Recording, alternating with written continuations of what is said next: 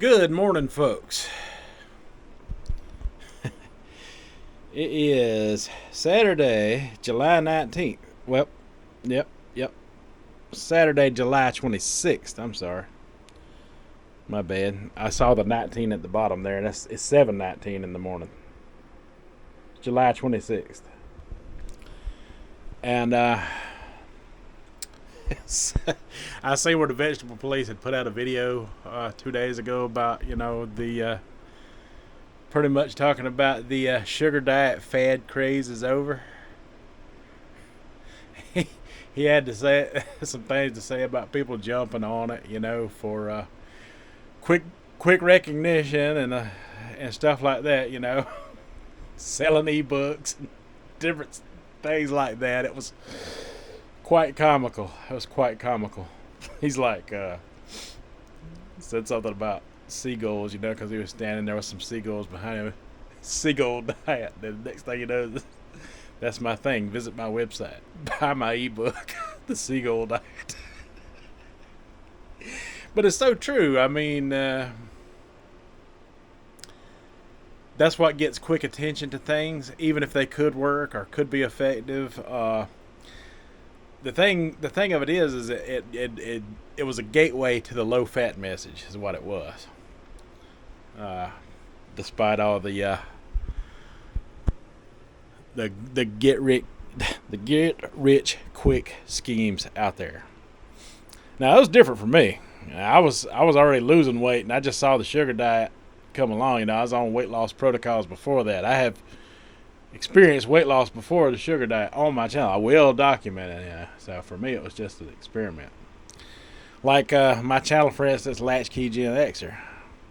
I just grow the hair to make a channel.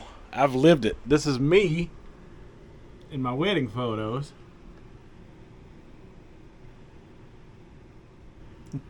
And my beautiful bride there. I don't know how she got so lucky.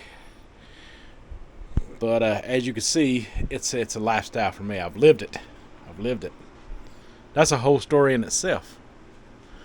But I won't get into that today because we're here to talk about that low fat. I mean, what happened to it? I mean, it was prominent throughout the 90s. And as recent as 9 years ago, I run across this video. Let's discuss it and break it down. All right, folks. So we're going to watch this here video where they done this randomized controlled trial study. It was of a human group. It was 19 individuals for each group. They were trying to see which group lost fat better. Not weight, but fat. That's important to note that this study was done on fat loss in general. The bad stuff. You want to keep this stuff. You want to keep the muscle. That's why protein is important. You want to keep the muscle. The fat is what you want to lose. You want to lose your body fat percentage. That is the study being done here between the low carb group and the low fat group. 19 participants in each group. This study was done like 9 years ago, and it came out on CBS. So let's hear what they got to say about it. The great diet debate, low carb or low fat. A new study puts them head-to-head to try to settle this argument once and for all. Dr. Holly Phillips is here with the breakdown. Holly, good morning. Good morning. A lot of people listening with both ears this morning because it is a $64 million question. The answer is... Absolutely. Well, it was a neck-to-neck race to the finish line, but ultimately the low-fat diet was better than the low-carb diet for losing body. Did you hear what she said? She said it was a neck and neck between the two, low carb and low fat. Now, I don't know about you folks, but neck and neck means a tiny little smidgen of a percentage in difference between the two. Neck and neck, she said. Body percentage of fat lost between the two groups. Neck and neck.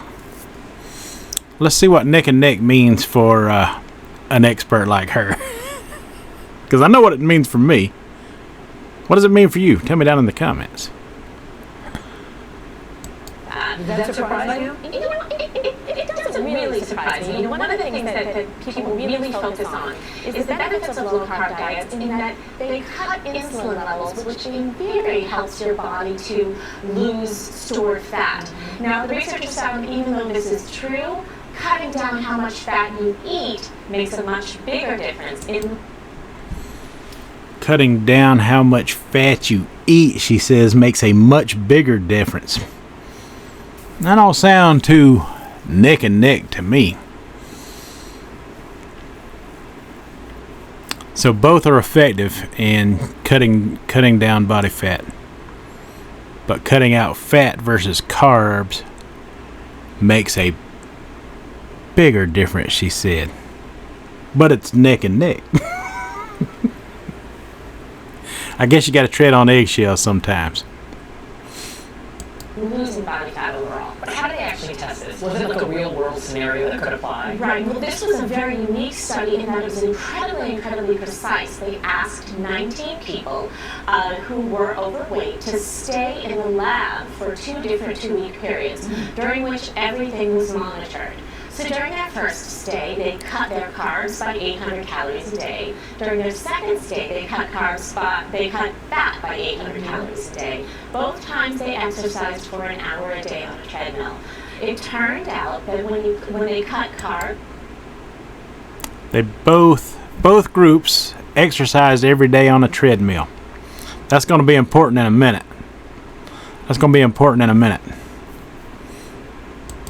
they lost body fat at a rate of 53 grams a day. But when they cut fat, they lost it even faster at a rate of 89 grams a day. Let me move my picture real quick. You see that?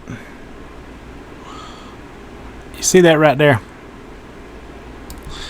The difference in the two groups. 53 grams for the low carb group.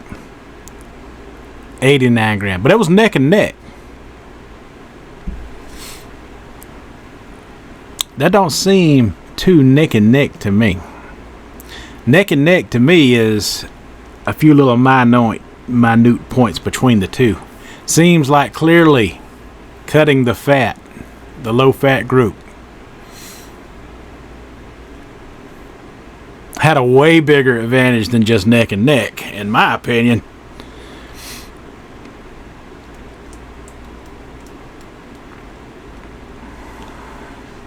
What else did they have to say? And that might be just about it.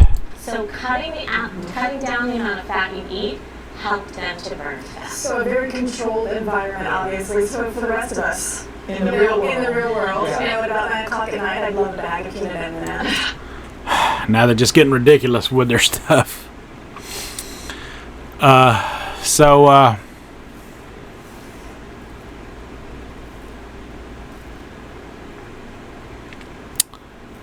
Yeah, what happened to the low-fat message? Where did it go? It was obviously important enough to bring up in a news segment as early as 9-10 years ago. That wasn't that long ago. That wasn't that long ago at all. What was that, about 2014? 2013, 2014, somewhere around there?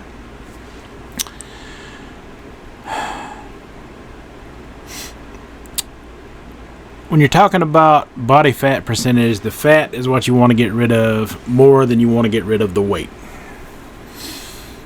And when they were talking about them walking on the treadmill, I know when you're fasted walking, meaning not to fast on purpose. That's not what that means. It means fasted, waking up first thing in the morning. Maybe the only thing you've had is a cup of black coffee, or nothing at all, and you do your walking routine in the morning before you finally decide to have something to eat. That affects fat being burnt on the body in a major way. There's YouTube channels that I've watched that talk about that very thing all the time. you burn a lot of calories, running or jogging or on an exercise bike or at a really fast-paced type of cardiovascular exercise, but walking has an advantage on fat loss, especially if you're doing it for a prolonged period of time. It may take you longer, but the body fat percentage burns better from walking exercise because of the longer durations you can do it as opposed to fast cardiovascular exercises. Now, if you're measuring walking against running for the same distance, for the same measurement of time, of course running is going to be the better benefit. But if you're talking about the long duration that you can do walking for versus some of the others, it has a better benefit toward overall body fat loss. And that might have played a big difference in that neck and neck between the two groups. I don't know. I'm not the expert here. I'm just giving you my opinion on what I see and what I hear. But yeah, where did the low-fat message go? It needs to come back. People need to talk about it and focus on it more. I think it's very important. Tell me what y'all think down in the comments. And I guess that's all I got for this one, folks. So until the next one, you folks have a good one.